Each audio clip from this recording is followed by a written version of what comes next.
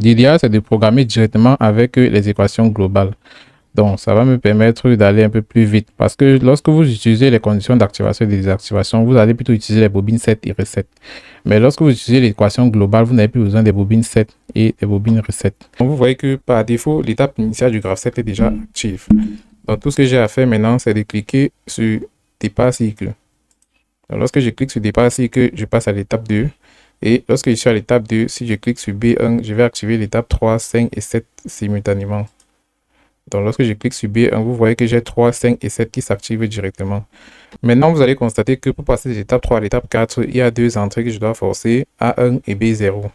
Donc, je vais relâcher B1, je force A1 et B0. Je passe à l'étape 4. L'étape 5 et 7 restent à leur niveau actuellement. Donc, maintenant, pour quitter donc, de l'étape 5 à l'étape 6, je dois faire C1. Donc, ici, je viens forcer C1. Je relâche A1 et B0 que j'ai déjà utilisé. Ici, pour quitter donc de l'étape 7 à l'étape 8, je dois faire G1. Donc, j'ai testé cette réceptivité. Et pour quitter de l'étape 8 à l'étape 9, je dois faire E1. Pour quitter de l'étape 9 à l'étape 10, je dois faire E0. Donc, je désactive E1, je fais E0. Pour quitter de l'étape 10 à l'étape 11, je dois faire G0. Donc, je désactive E0. Et je dois faire E1 pour passer à l'étape 12. OK. Donc, une fois que les trois conditions y sont vérifiées, je peux donc passer à l'étape 1. Donc, vous allez constater que je ne pouvais pas passer à l'étape 1 tant que les trois étapes ne sont pas actives. Je ne sais pas si vous voyez un peu.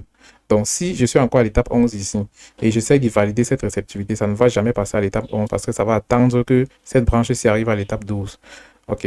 Donc, ici, je peux donc faire A0, C0 et E0. Donc, je vais faire A0, C0 et E0. Et ça me ramène donc à l'étape initiale comme prévu dans le graphe 7.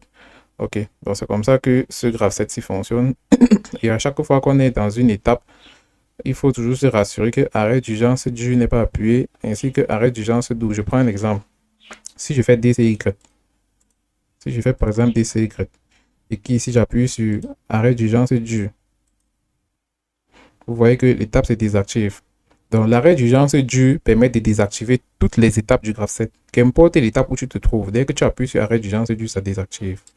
Donc, c'est en fait ça. Et si je suis par exemple, parce que une fois que j'ai désactivé une fois que arrêt d'urgence dû est activé et désactivé, il faut absolument faire un stop run de PLC Sim pour réinitialiser le graphe 7. Donc, comme c'est le PLC Sim qui initialise le graphe 7, lorsque je fais un stop run, je reviens ici à l'étape initiale. OK, donc ici, je peux encore relancer mon graphe 7, DCY. Après, je fais B1. OK, donc j'ai déjà toutes ces actions qui sont en train de se réaliser. Je teste arrêt d'urgence d'où. OK, arrêt d'urgence d'où. Bon, en fait, ça ne réagit pas parce que je n'ai pas mis les voyants pour... ce n'est pas visible, mais en réalité, c'est en train de réagir. Je n'ai pas mis les voyants pour les actions parce que j'ai l'habitude de mettre ça dans mes tutoriels, mais cette fois-ci, je n'ai pas mis à cause des soucis d'espace. Donc, si je mets par exemple un voyant pour les actions ici, là, si par exemple ici on a les trois actions ici qui sont en train de s'exécuter, vous allez vous rendre compte que tous les voyants là vont s'éteindre.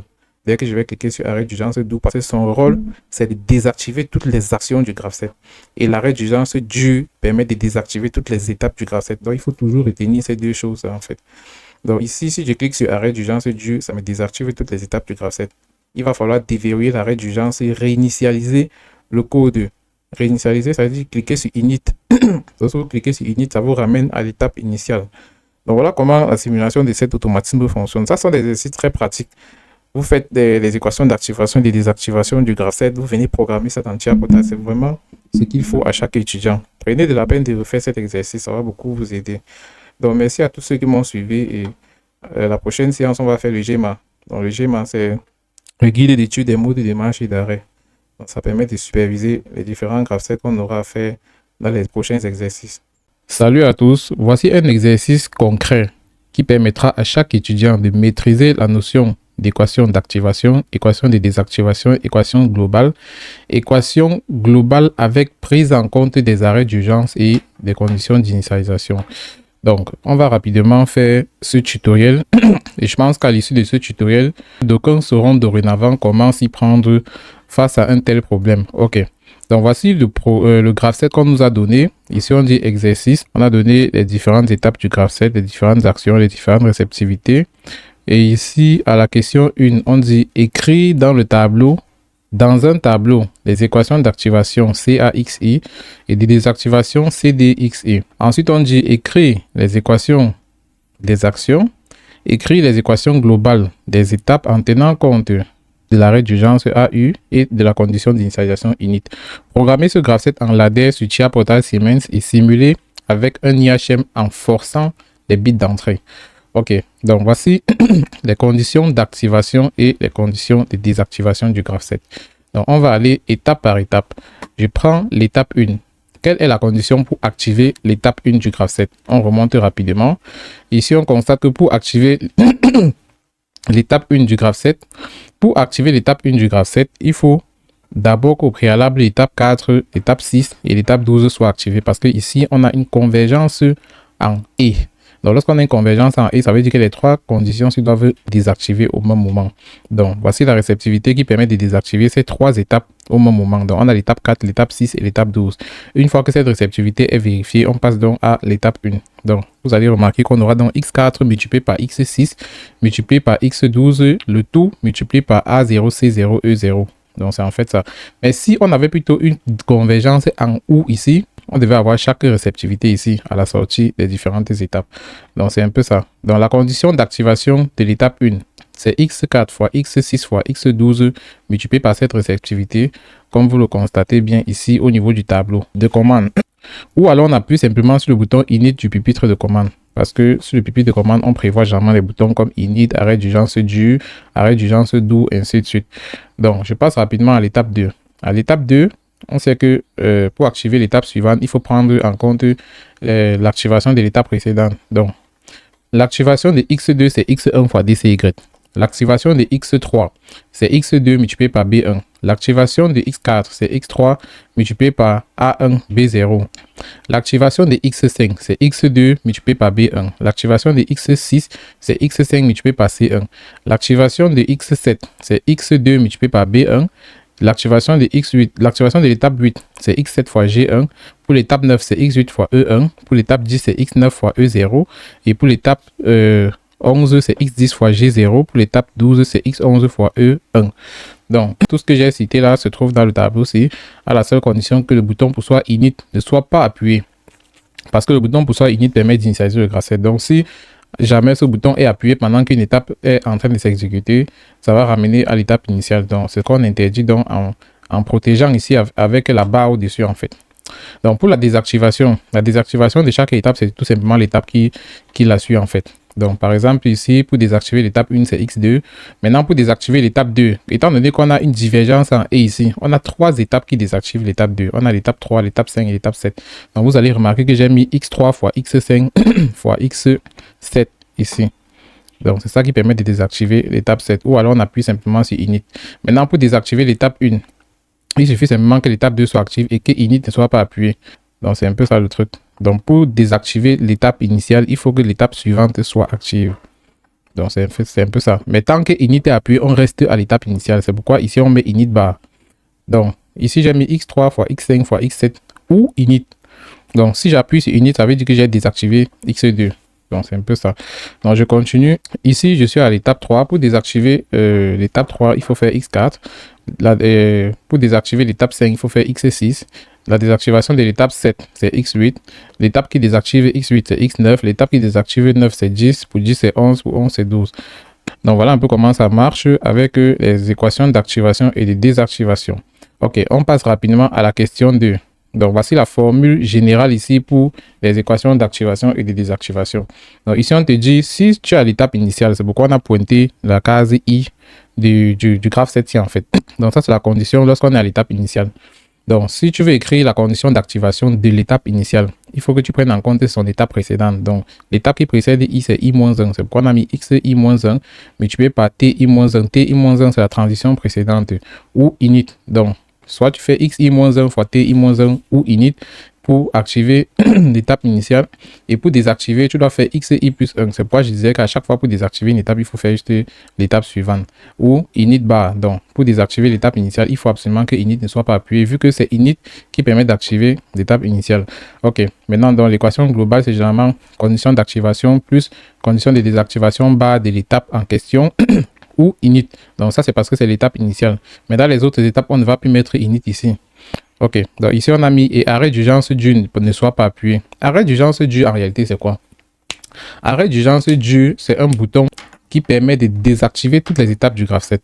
Donc en réalité, il faut absolument que l'état logique de ce bouton soit à 0 à chaque fois.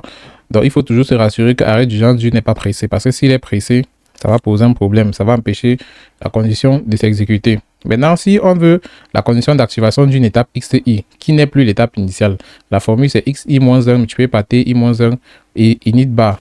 Donc, c'est en fait ça. Et pour la désactivation, c'est XI plus 1 ou init. Donc, on sait tous que pour désactiver une étape, il suffit simplement soit d'aller à l'étape initiale, soit de prendre l'étape qui suit. Ok, donc pour l'équation globale, il faut toujours faire condition d'activation plus condition de désactivation bar multiplié par cette étape-là, le tout en facteur à init bar pour arrêt d'urgence du bar. Donc, déjà, quand on n'est plus à l'étape initiale, chaque fois qu'on écrit les équations globales, il faut toujours que le bouton poussoir d'initialisation ne soit pas appuyé. Et il faut également que le bouton d'arrêt d'urgence ne soit pas appuyé. Donc, c'est un peu ça. C'est pourquoi on met init bar arrêt d'urgence du bar. Maintenant, ici, au niveau de la formule pour les équations des actions, ici, on a pris l'exemple sur une étape qui s'appelle l'étape 3. Et on dit ceci. Pour écrire l'équation de l'action associée à l'étape 3, il faut faire A est égal à X3. Normalement, on écrit toujours A égale à X3. Mais ici, on a ajouté arrêt d'urgence do bar. Pourquoi? Arrêt d'urgence do, c'est un bouton qui permet de désactiver toutes les actions du graphe 7. Donc, c'est différent des étapes. Je parle des actions cette fois-ci. Donc, l'arrêt d'urgence do ne doit pas être pressé. Ce bouton ne doit pas être pressé. C'est pourquoi on a mis et arrêt d'urgence do bar. Donc, c'est une condition de sécurité. Donc, pour l'étape 2, voici les différentes équations des actions en suivant cette formule-ci. Donc, par exemple, l'action associée à... Je commence ici. Bon, j'ai commencé par A+. A+, c'est l'action associée à l'étape 3. C'est pourquoi j'ai mis A+ est égal à X3 multiplié par arrêt d'urgence do. Donc, c'est en fait ça. Tout le reste, c'est la même logique. B plus égale à X2, arrêt d'urgence do. Donc, les actions où vous voyez le plus sur ça, c'est généralement les actions qui se répètent sur plusieurs étapes. Donc, si je mets E plus égale à X8 plus X11, ça veut dire qu'il y a l'action E plus à l'étape 8 et également à l'étape 11. C'est pourquoi on met toujours le plus. Donc, on revient sur le graphe 7.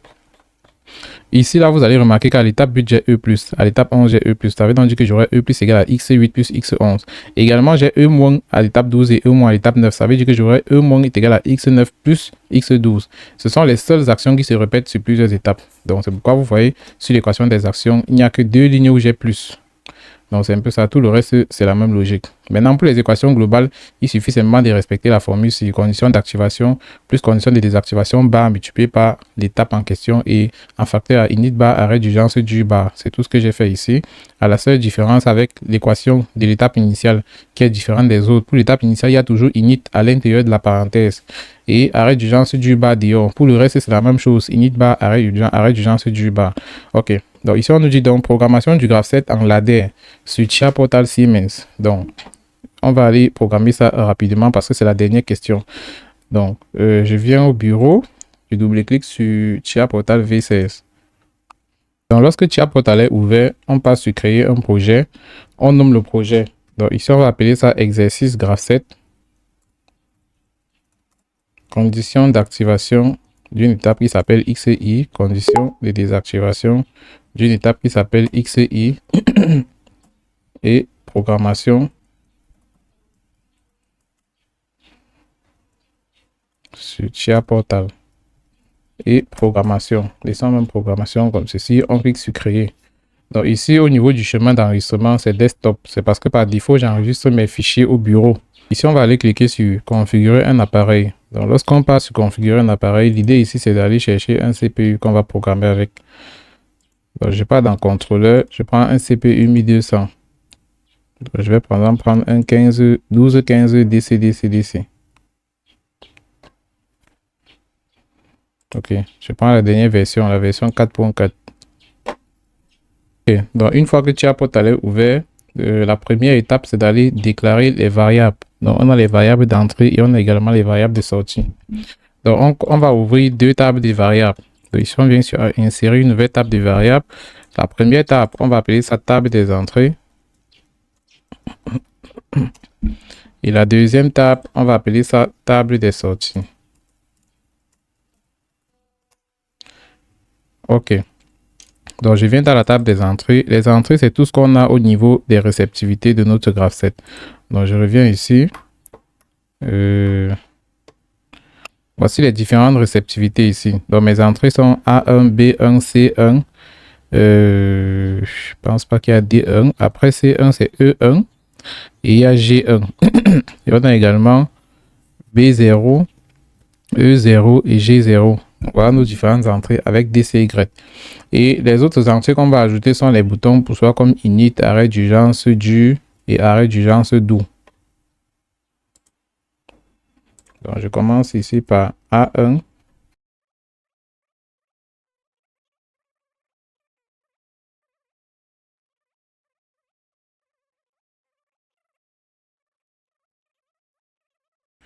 Ok. Donc toutes ces entrées sont, je vais utiliser plutôt les bits mémoire parce que je vais simuler avec l'IHM.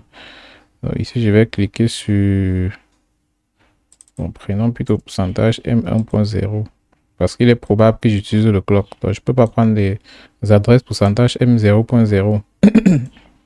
Ok. Donc je reviens ici dans la table des sorties. Pour les sorties, je reviens sur mon graphe 7. J'ai A+, B+, C+, D+, E+, F+, et G+.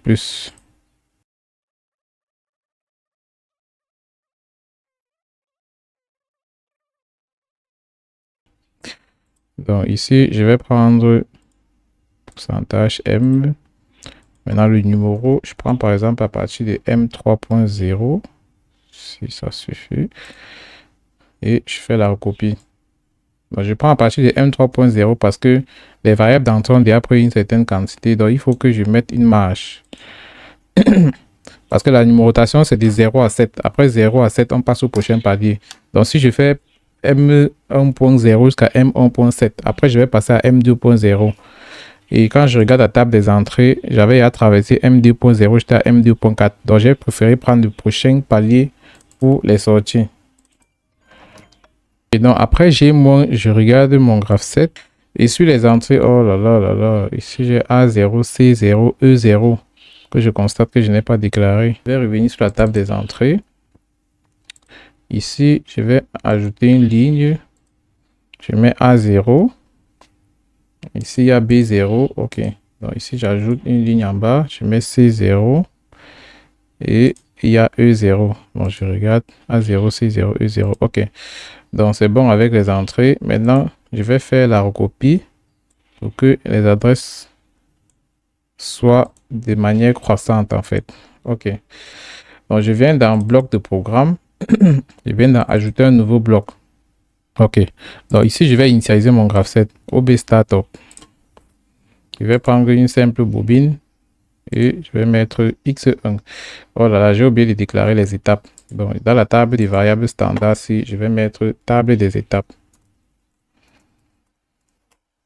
OK. Donc, comme j'ai écrit les équations d'activation et de désactivation, je ne peux pas programmer ça par la méthode des comparateurs. Je vais utiliser les étapes numérotées de X1 jusqu'à X12. Donc, je vais respecter les équations d'activation et de désactivation. Donc, ici, je vais prendre de X1 jusqu'à... Ici, je vais mettre les adresses ici, pourcentage M5.0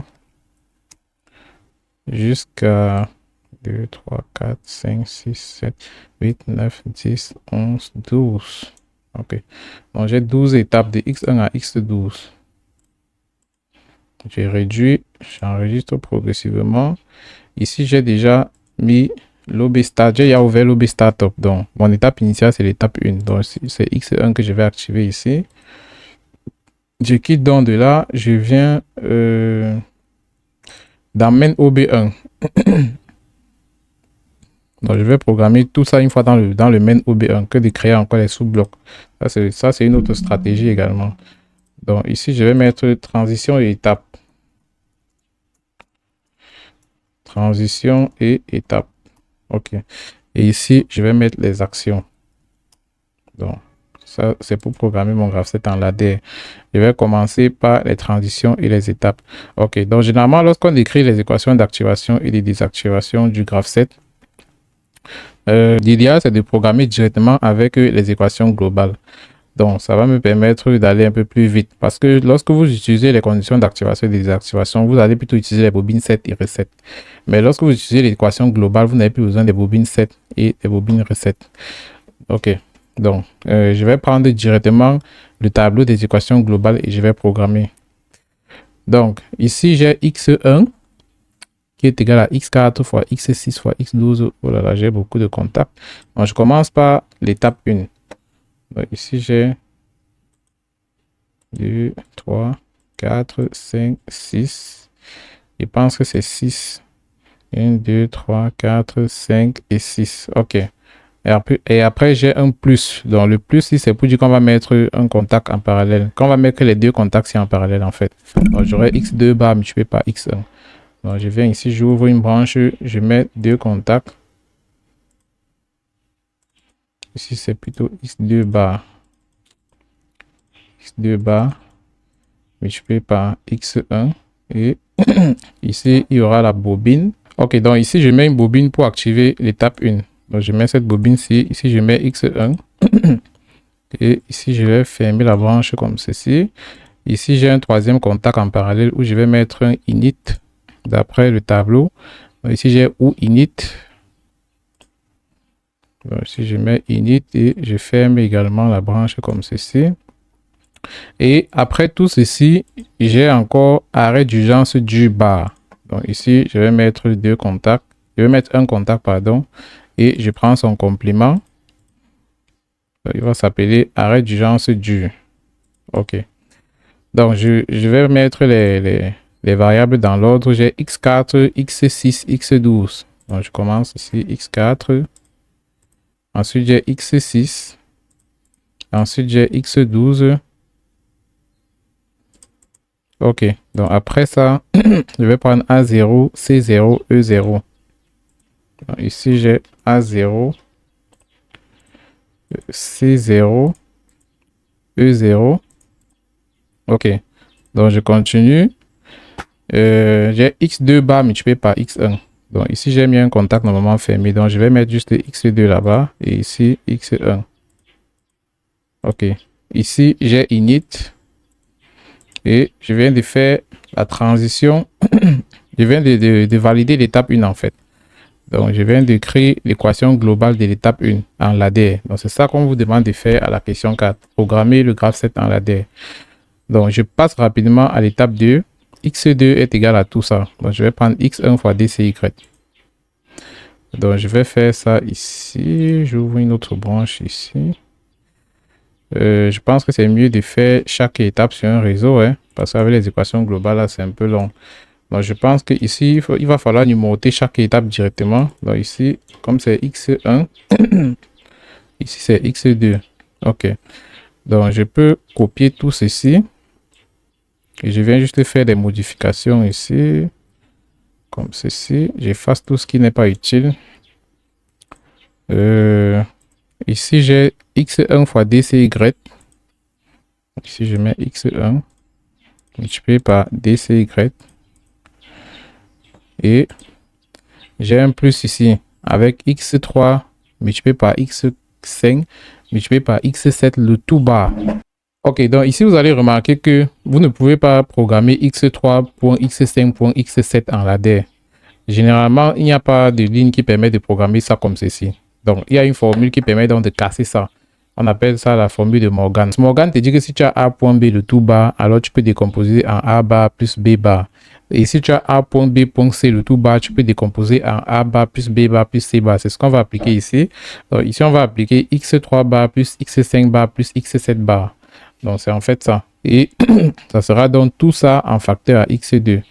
Donc, j'aurais même souhaité modifier ça même dans le code. C'est vrai que dans le dossier Word, dans le fichier Word, autant pour moi, je vais modifier ça tout à l'heure. OK, donc on va rapidement faire la formule de Morgan ici. Donc, on va casser ça en x3 bar plus x5 bar plus x7 bar. Donc, je viens ici. Ici, j'ai x3 bar. Plus, quand on dit plus, ça veut dire que c'est un contact en parallèle. Plus x5 bar. Je ferme. Plus, j'ouvre encore une autre branche. x7 bar. plus x7 bar. Je ferme. Ok, je reviens regarder l'équation. Ici, on me dit le tout multiplié par x2. Donc, ça veut donc dire que tous ces trois, c'est multiplié par x2 ici.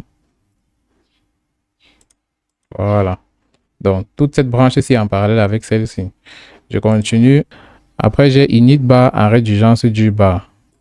Donc, ici, je vais mettre, j'ai déjà arrêt d'urgence du bar. J'efface le init qui est ici. Je vais mettre init bar ici.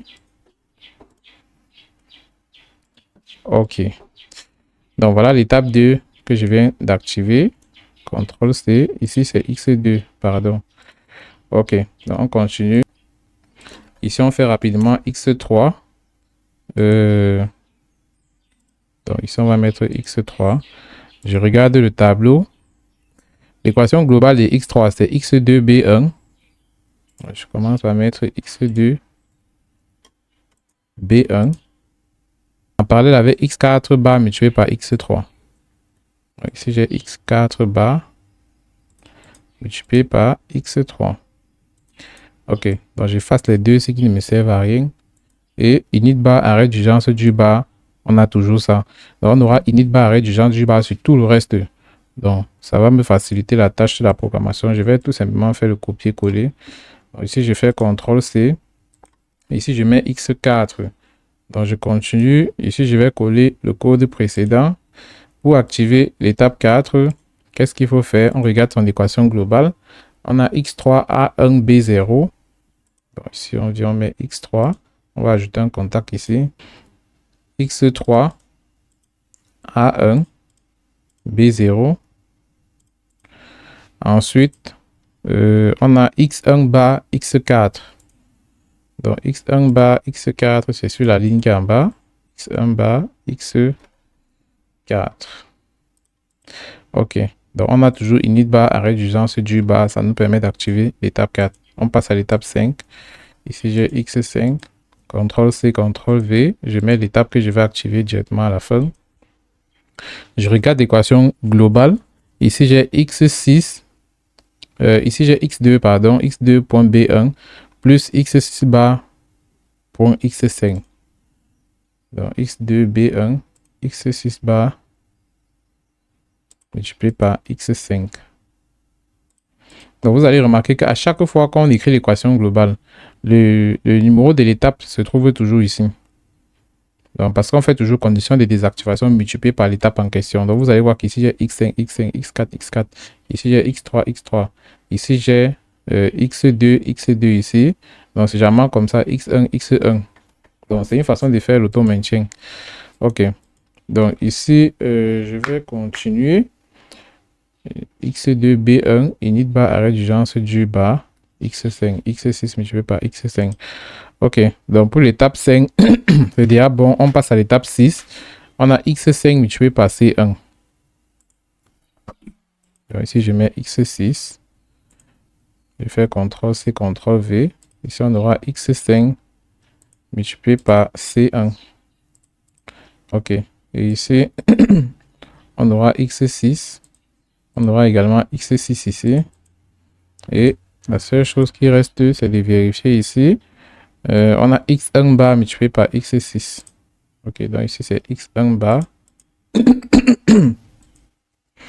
X1 bar. Ok, donc ici je passe à l'étape 7. À l'étape 7, je fais toujours le copier-coller. Je mets l'étape que je suis en train d'activer, qui est l'étape 7. Je remets ça ici. Ok, donc équation globale de l'étape 7. X7 multiplié par... Oh là là là là là là là, j'ai l'impression qu'il y a un problème ici. Pour l'étape 7, revenons sur le graphe 7. C'est X2 multiplié par B1. Et je constate que j'ai fait une erreur ici. Ah là là là là, je vais modifier ça. Je vais modifier ça dans Word. Permettez-moi de modifier ça rapidement. Ok, donc pour l'étape 7, ici on aura plutôt X2 fois B1. Donc je constate que j'ai fait une erreur à ce niveau. On va rapidement arranger ça. Pourtant ici c'est assez clair. Ici j'aurai X2 multiplié par B1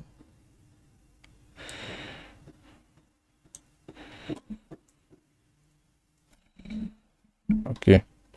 Pour l'étape 8, qu'est-ce que j'ai? X7 multiplié par G1. CTRL C. Ici, je fais CTRL V. Pour l'étape 9, X8 multiplié par E1. X8 multiplié par E1. Pour l'étape 10, X9 multiplié par E0. X10 multiplié par G0. Je pense que le reste est bon. Ok, donc j'enregistre. Je vais fermer d'abord ceci. J'enregistre pour ranger les modifications que j'ai faites. Là, je vais partir sur parcourir. Je viens ici sur document, PDF, je suis au bureau, exercice corrigé, je fais la modification.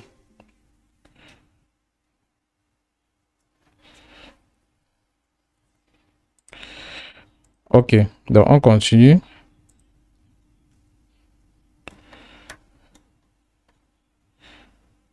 Ok, donc j'étais à l'étape 7. L'étape 7, c'est x2 multiplié par b1. Donc je viens ici sur le graphe 7, x2 multiplié par b1. Et ensuite, qu'est-ce que j'ai? X8 bar multiplié par x7. Donc ici, j'ai x8 bar multiplié par x7. Ok, donc je passe à l'étape 8, x8, CTRL V.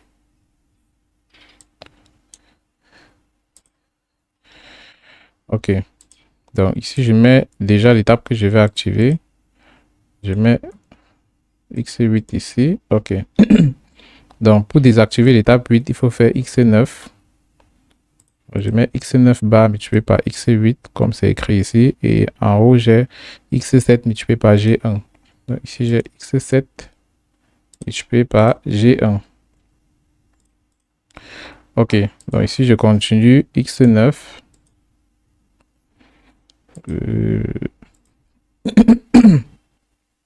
Pour l'étape 9, on a x8 multiplié par e1. Et la désactivation, c'est x10 multiplié par x9. Donc, x8 multiplié par e1. x8 multiplié par e1. Et on désactive avec x9. Avec x10 autant pour moi, parce que ça, c'est x9 qu'on est en train d'activer. Donc, ici, ils ont mis qu'on désactive avec x10 multiplié par x9. Donc, ici, j'ai x9. Ici, j'ai x9. Ok. Donc, on passe à l'étape 10 rapidement. Ici, j'ai x10. CTRL V. x10. x10. x9 multiplié par, pour activer l'étape 10, x9 multiplié par e0. x9 multiplié par e0. Et ici, j'ai x11.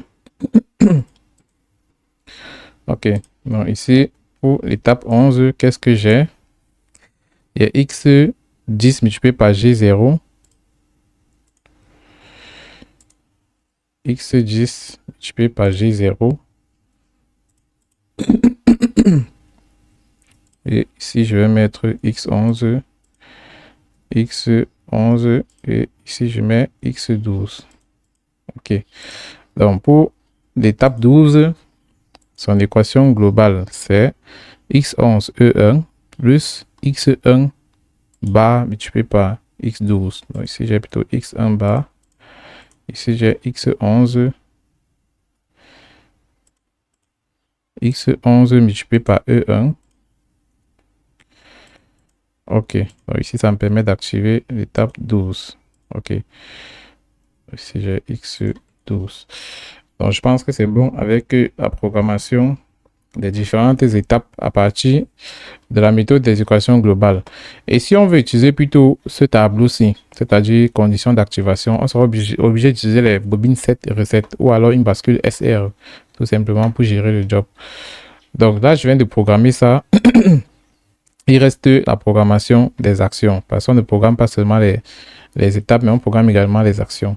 Donc ici, j'ai l'action A plus, B plus, C plus, D plus. Donc je vais programmer ça rapidement ici en bas. Programmation des actions.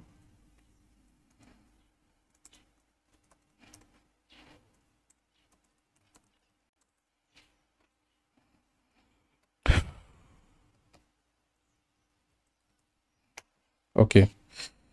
Donc, je commence par la première ligne. J'ai A plus est égal à X3 multiplié par arrêt d'urgence d'où. Quand on dit A plus égal, ça veut dire que c'est A plus qui est la bobine. Donc, on met déjà A plus ici. OK. Donc, on nous dit que c'est égal à X3 multiplié par arrêt d'urgence d'où bar. Donc, je regarde ici. X3 arrêt d'urgence d'où bar. Donc, ici, je vais mettre X3. Ici, je mets arrêt d'urgence d'où. OK. Donc là, je continue. Je vais programmer toutes les actions là directement dans un seul réseau pour faire la différence avec la programmation des étapes. OK. Donc, je vais faire la recopie de celui-ci. Et comme les équations des actions sont pratiquement les mêmes choses partout, je vais coller ça partout. Donc, je vais ajouter les branches. Ici, je fais CTRL V, CTRL V, CTRL V, CTRL V, CTRL V, CTRL V, CTRL V, CTRL V, CTRL V et CTRL V. OK. Donc ici, j'ai l'action A+. L'action numéro 2, c'est B+, qui est X2 multiplié par AU2. Donc ici, j'ai X2 et ici, j'ai B+. OK. Donc je continue. Après, j'ai C+, qui est X5. Donc ici, j'ai C+, qui dépend de X5.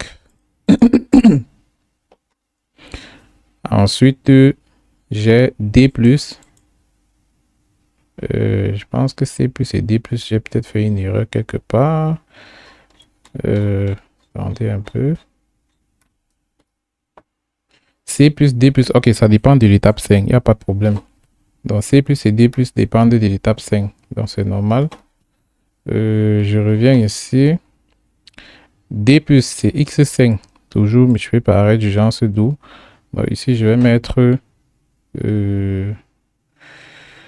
j'ai mis X5 arrêt d'urgence d'où. Ok, donc ici, je vais mettre une fois une branche en parallèle à celle-ci, où je vais mettre simplement une bobine et je vais appeler ça D+. Vu que C+ et D+, sont conditionnés par X5. Ok, donc là, je peux continuer. Après D+, j'ai E+, qui vaut X8 plus X11.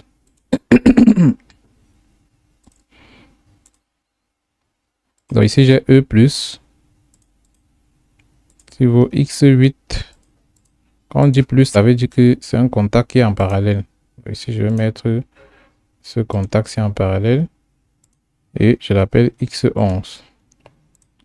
J'ai X8 plus X11, le tout multiplié par arrêt d'urgence d'où, et ça me permet de valider l'action E+. Je continue.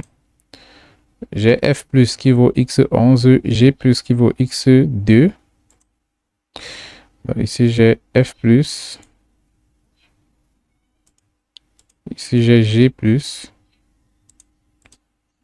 Ok, donc F plus et G plus, c'est X11 et X2 respectivement. F plus X11, G plus X2. Je continue. J'ai A moins, B moins, C moins, D moins. Donc, je vais directement les aligner ici. A moins. Ici, j'ai B moins. Ici, j'ai C moins. Ici, j'ai D moins. Je constate que je n'ai pas déclaré D moins. Je vais rentrer dans la table des entrées. Dans la table des sorties, autant pour moi. Est-ce qu'il y a D moins sur le graphe 7?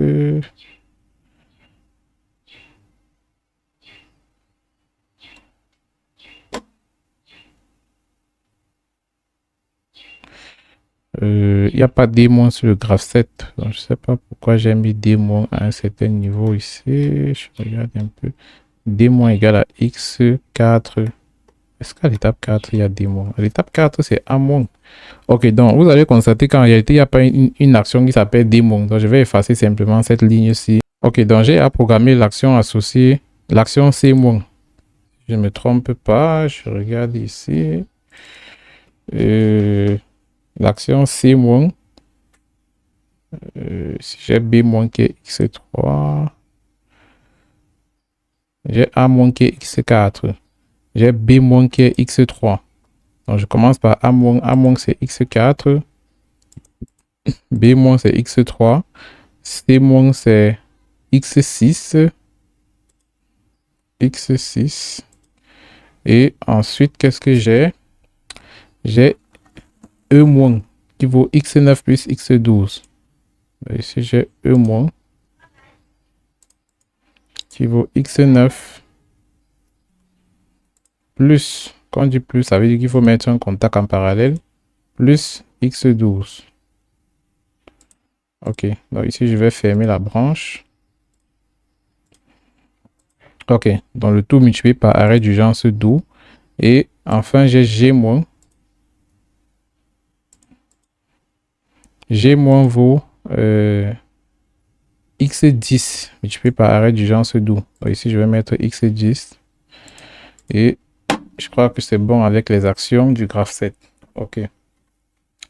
Donc voilà, grosso modo, le programme du graphe 7. Je vais enregistrer. Je vais aller dans la partie IHM, ajouter un appareil. IHM, Cinematic Comfort Panel. Je prends un écran de 12 pouces. Parce que je vais importer mon graphe 7 là-bas. Donc je prends peut-être un TP 1200 Comfort.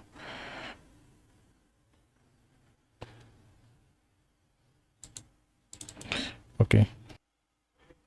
Ok, donc ici, je vais faire la liaison Ethernet entre la partie PLC et la partie IHM. Donc pour cela, il faut cliquer sur parcourir et double-cliquer sur PLC. Et lorsque cette ligne noire s'affiche, ça veut dire que la liaison Ethernet est établie. Donc ici, on va cliquer sur terminer.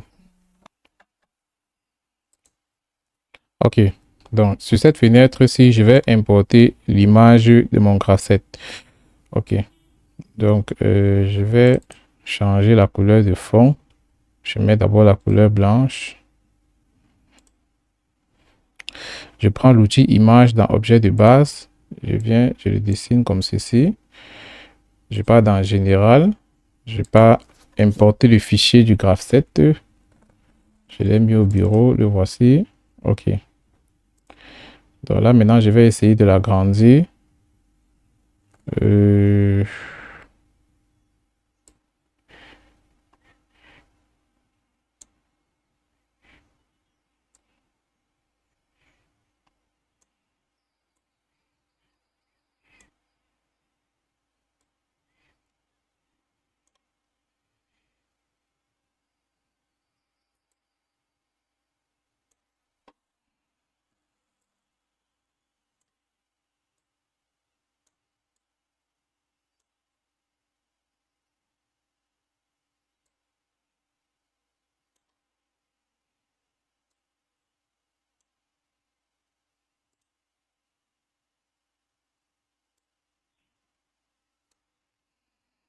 OK. Donc ici à droite, je vais mettre les outils de commande. Donc, je vais mettre les entrées et également les sorties. Donc, je mets un rectangle pour les entrées et un autre pour les sorties. Voilà, je fais une erreur. CTRL Z. Je prends l'outil rectangle. Je viens comme ceci. Je dessine un rectangle ici. Donc, dans ce rectangle, je vais mettre toutes les entrées que je vais forcer. Et les sorties, je pense que pour les sorties, on va les observer directement sur le graphe 7. Pour les sorties, on va les observer directement sur le graphe 7. Donc, ici, dans l'outil, sur l'outil rectangle, je vais mettre uniquement les entrées.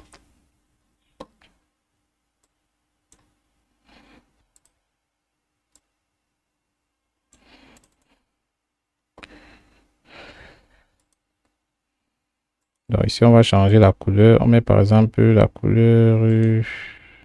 La frotte un peu trop. Cette petite couleur bleue ici. OK. Donc, ici, on va forcer les bits d'entrée. Donc, ici, je vais prendre les boutons pour soi.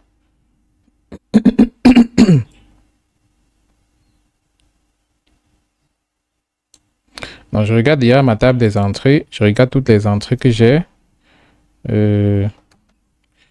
J'ai 14 entrées. Donc, toutes ces entrées-là, c'est ça que je vais aligner du côté de l'IHM.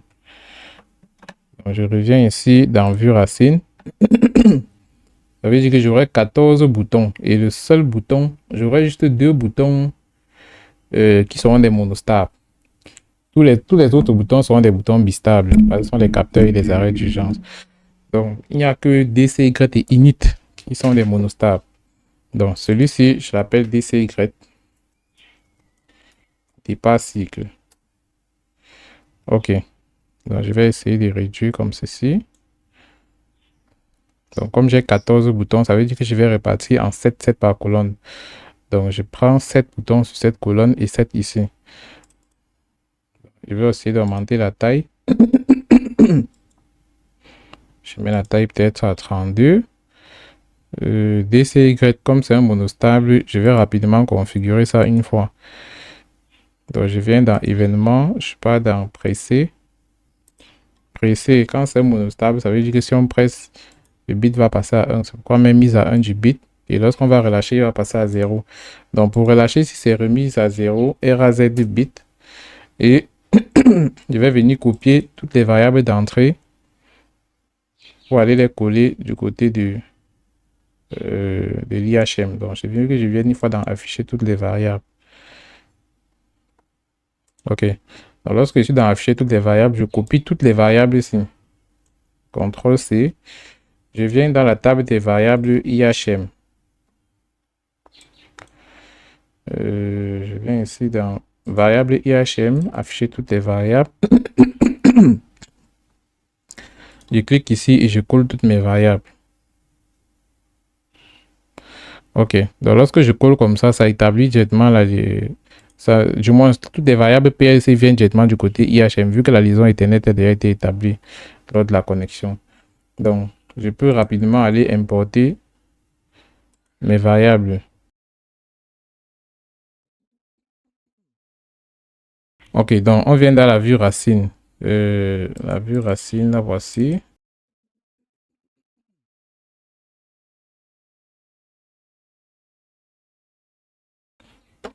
OK, donc ici j'ai DCY. J'avais déjà commencé la configuration des DCY. Je vais tout simplement aller assigner la variable là-bas DCY. Et dans presser, je mets également, DCY. Donc ici, je vais venir dans animation. Donc, avant d'aller dans animation, je cherche une couleur pour le bouton DCY. Je sais pas, dans style motif de remplissage plein. La couleur du bouton, on peut mettre, faut qu'on trouve une couleur adaptée.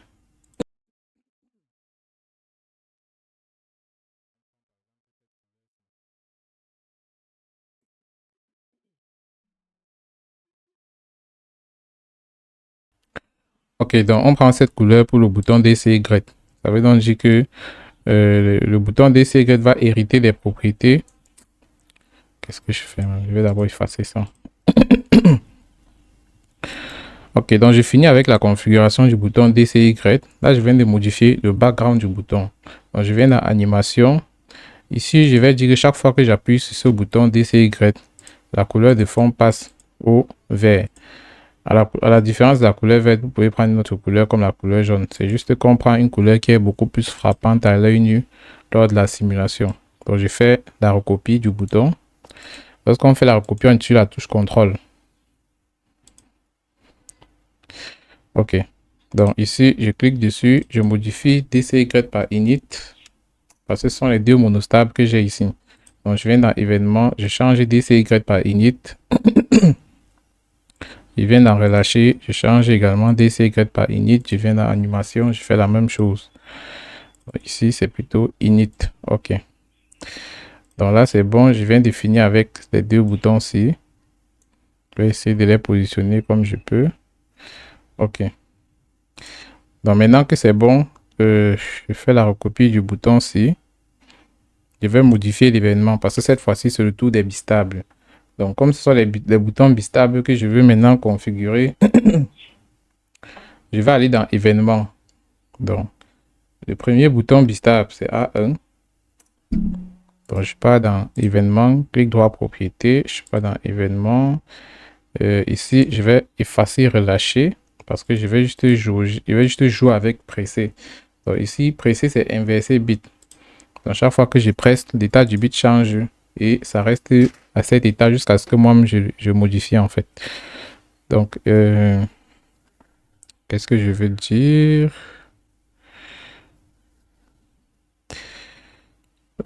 Ici, je vais prendre A1. OK. Donc, j'ai pris inverser bit A1. Je viens dans animation. Ici, c'est également A1. OK. Donc, maintenant, je peux faire la recopie de A1 et distribuer à tout le monde.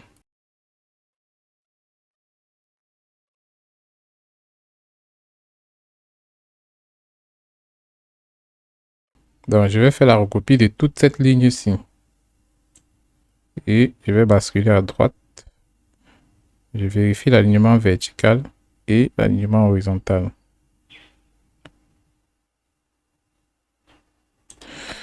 OK. Donc, je vais maintenant modifier les noms des boutons. Ici, j'ai A1, B1. Ici, j'ai C1. C1. Ici, j'ai E1. Après, j'ai G1. Après, j'ai A0.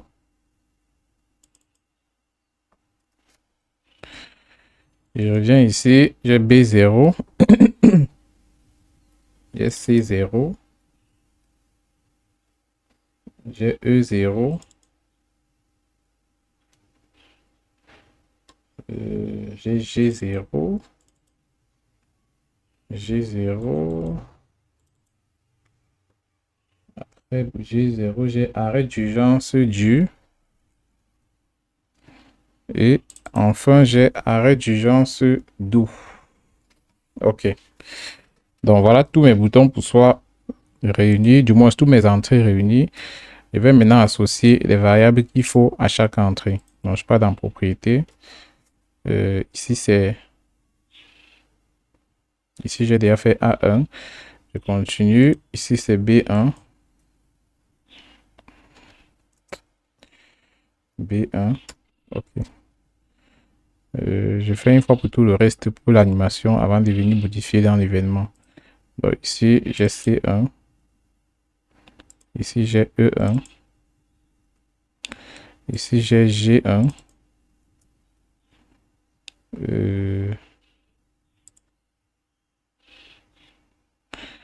Ici j'ai A0.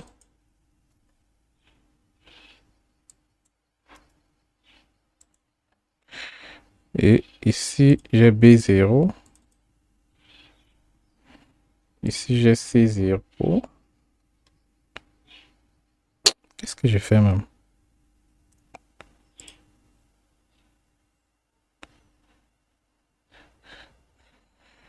Ici j'ai A0. OK.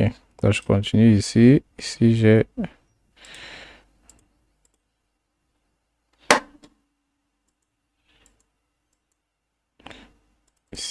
B0.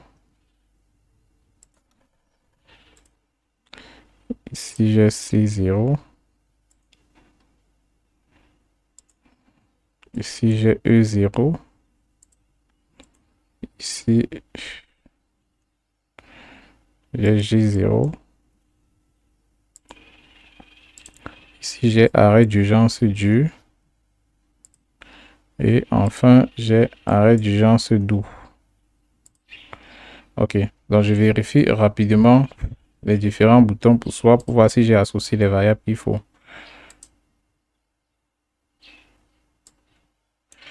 OK. Donc on commence ici en bas, arrêt d'urgence doux, ensuite arrêt d'urgence dur, ensuite G0, E0, C0, B0. OK. Ici A1, B1, C1, E1, G1 et A0. OK. Donc c'est bon avec les animations des boutons. Maintenant, pas dans événements, on change encore. Donc ici, j'ai A1 qui est déjà fait. Je continue avec B1. Ensuite, j'ai C1. Ensuite, j'ai E1. Ici, j'ai G1. Et en bas, j'ai A0. Ok. Ici, j'ai arrêt d'urgence doux. En haut, j'ai arrêt d'urgence dur. J'ai G0. J'ai E0. J'ai C0. Et enfin, j'ai B0. Ici, j'ai init. OK. Donc, on peut vérifier rapidement si l'assignation a été bien faite. Donc, ici, j'ai B0, C0, E0, G0, arrêt d'urgence dur, arrêt d'urgence doux, A0, G1, E1, C1, B1 et A1. OK. DCY init. OK. Donc, c'est bon avec l'assignation des variables. Maintenant, on vient ici au niveau des différentes étapes du graphe 7. Donc, au niveau des étapes, on va tout simplement mettre des voyants pour les étapes actives. Donc, on met les voyants derrière chaque étape active. Donc, il suffit de mettre un petit cercle blanc comme ceci et lui donner le numéro de l'étape là en question. Donc, ici, je vais prendre une représentation. Je vais mettre x1 parce que c'est quand x1 vaut 1 que le voyant là sera vert. OK. Donc, par défaut, il faudra que la couleur blanche soit la couleur par défaut. Donc, je vais changer ça rapidement ici. Je mets ça en blanc. OK. Donc, je viens de faire pour l'étape 1. Ici, je fais la recopie. Ici, je suis à 3. Ici, je suis à 2. Ici, je suis à 4. Je continue. Étape 5. Étape 6.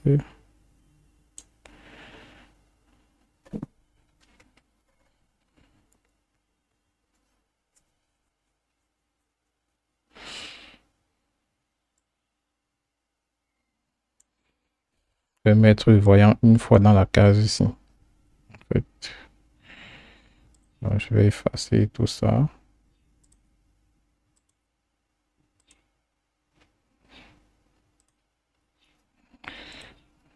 Donc, je pense que c'est mieux que le voyant reste une fois dans la case.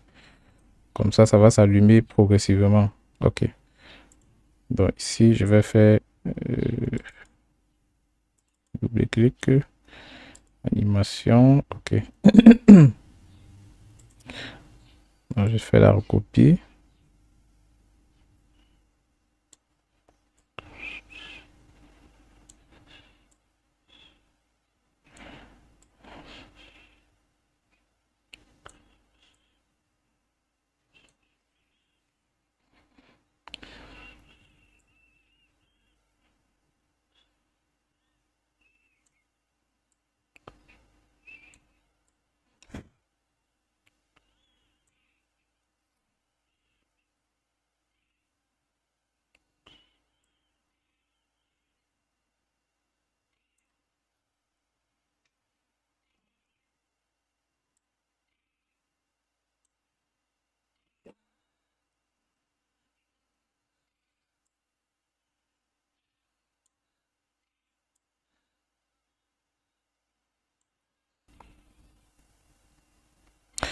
OK. Donc, ici, je vais mettre les numéros des différents voyants.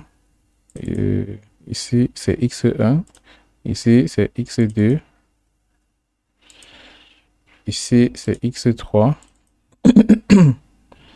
Ici, on a X4. Ici, on a X5. Ici, on a X6. Ici, on a X7. Ici, X8. Ici, X9.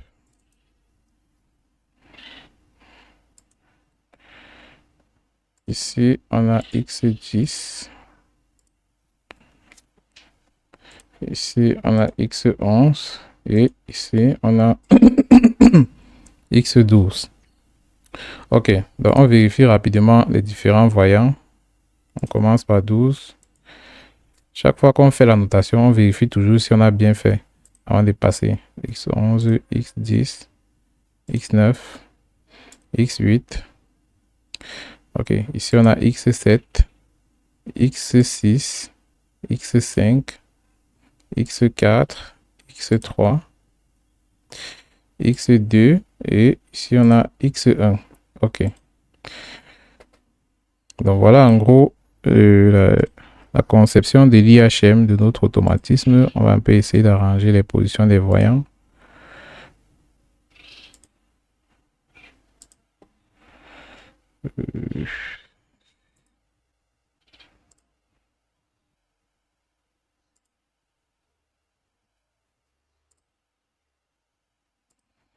Ok. Donc là, je pense que tout est bon. J'enregistre. Je viens dans MenOB1. Je vais démarrer la simulation.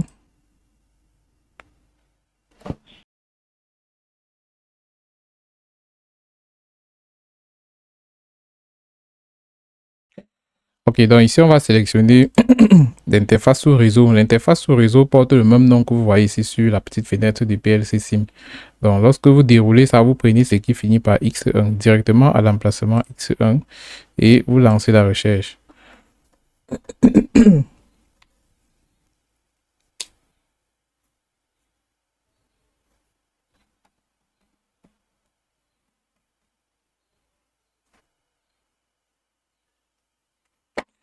Ok, donc ici, je vais cliquer sur charger.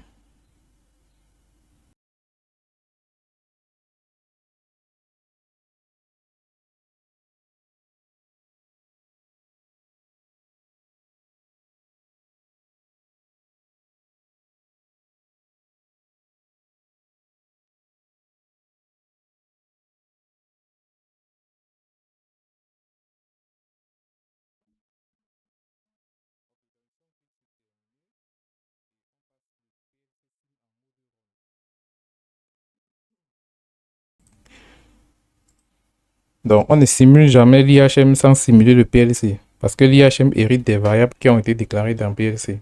Donc, ici, je vais cliquer sur liaison en ligne. Ici, j'active la visualisation du code. Donc, on active ça lorsque les voyants s'y sont déjà verts. Ok. Je viens dans l'OB Startup. Lorsque je suis dans l'OB Startup, je simule. Et je passe de PLC Sim en mode Stop Run. Donc, c'est le Stop Run de PLC Sim qui permet de voir l'OB Startup réagir. Parce que c'est un bloc d'organisation qui ne s'exécute qu'une seule fois dans le graph. Après ça, il faudra encore faire Stop Run de PLC Sim pour le voir réagir. Donc, une fois que j'ai fini avec ça, je peux donc aller du côté de la vue racine. Ici, je vais lancer ma simulation.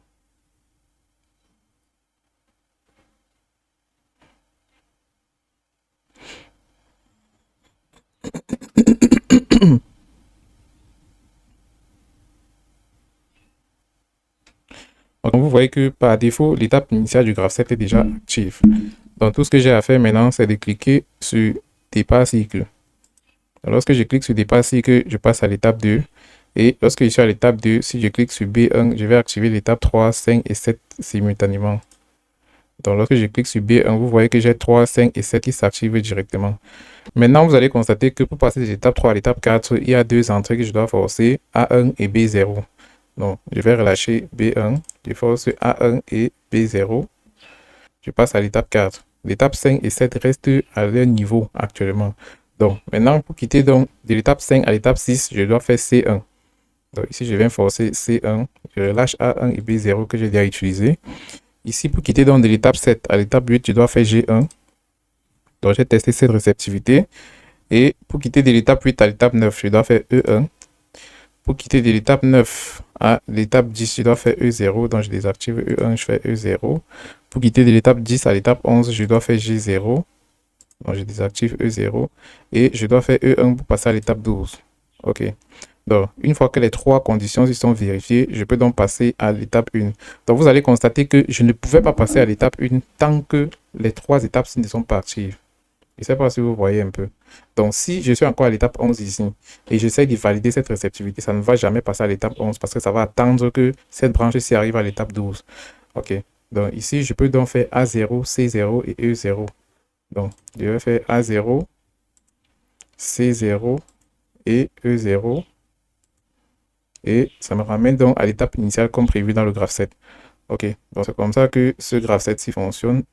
Et à chaque fois qu'on est dans une étape, il faut toujours se rassurer que arrêt d'urgence du n'est pas appuyé, ainsi que arrêt d'urgence d'où. Je prends un exemple.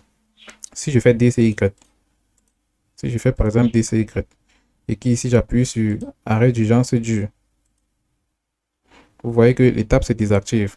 Donc l'arrêt d'urgence du permet de désactiver toutes les étapes du graphe 7. Qu'importe l'étape où tu te trouves, dès que tu appuies sur arrêt d'urgence du, ça désactive. Donc c'est en fait ça. Et si je suis par exemple, parce que une fois que j'ai désactivé une fois que arrêt d'urgence du est activé et désactivé, il faut absolument faire un stop run de PLC sim pour réinitialiser le graphe 7. Donc comme c'est le PLC sim qui initialise le graphe 7, lorsque je fais un stop run, je reviens ici à l'étape initiale. OK, donc ici je peux encore relancer mon graphe 7, DCY, après je fais B1. OK, donc j'ai déjà toutes ces actions qui sont en train de se réaliser. Je teste arrêt d'urgence doux.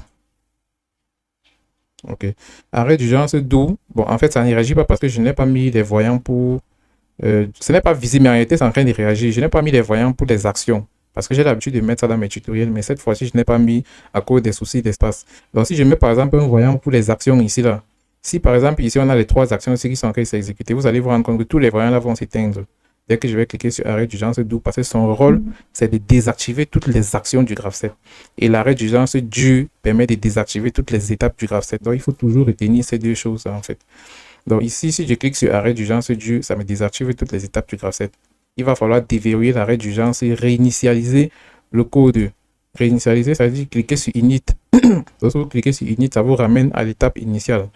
Donc, voilà comment la simulation de cet automatisme fonctionne. Ça sont des exercices très pratiques. Vous faites les équations d'activation et de désactivation du graphe 7, vous venez programmer ça dans Tiakotta. C'est vraiment ce qu'il faut à chaque étudiant. Prenez de la peine de refaire cet exercice, ça va beaucoup vous aider. Donc, merci à tous ceux qui m'ont suivi et la prochaine séance, on va faire le GEMA. Donc, le GEMA, c'est le guide d'études des modes de marche et d'arrêt.